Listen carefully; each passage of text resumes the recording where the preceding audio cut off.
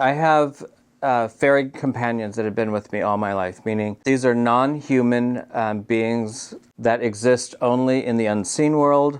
I know that makes me sound crazy. I'm well aware of that.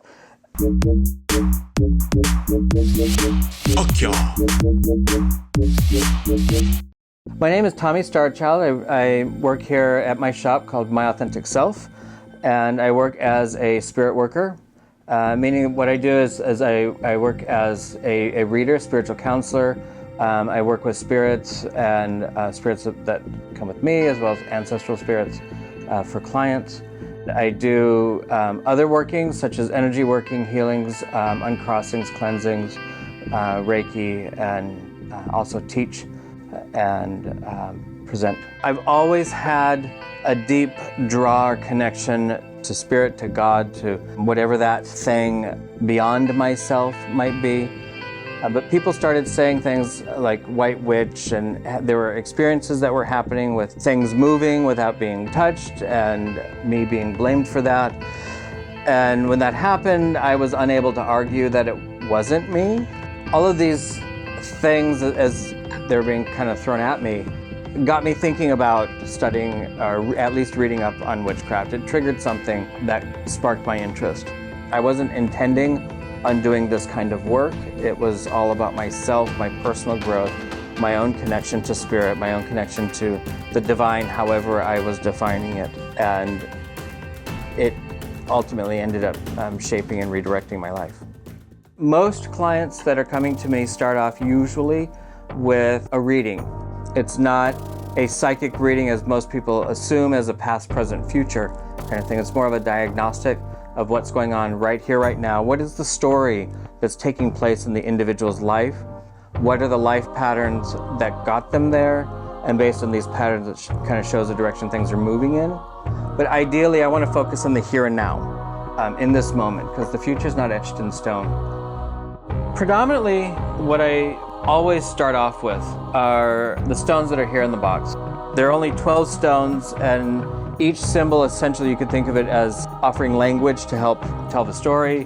And I was looking to increase that language, and this cloth offers additional supporting information. But I have people blow 3 times on the stones in the box, and then I would just take them from the box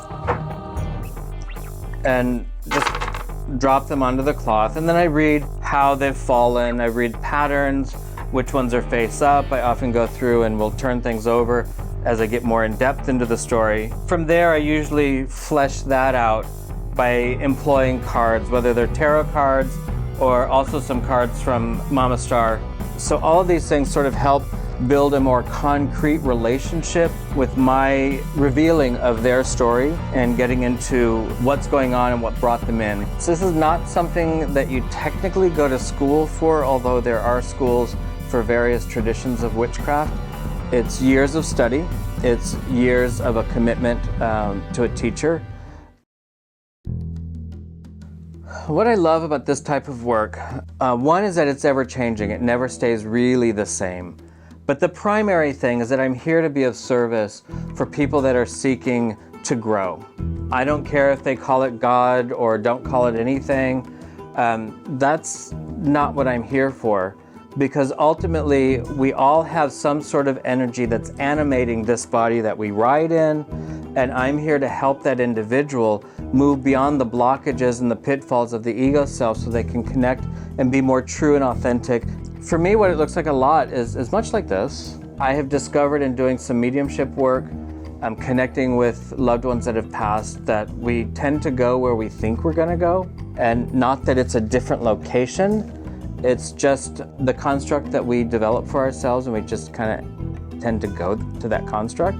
But the landscape of the unseen world, the landscape of where we go when we die, is, for me, ever evolving. I have what I've seen, but I also don't hold too tight or get too attached to what I'm being shown as the definitive, because it's a malleable place.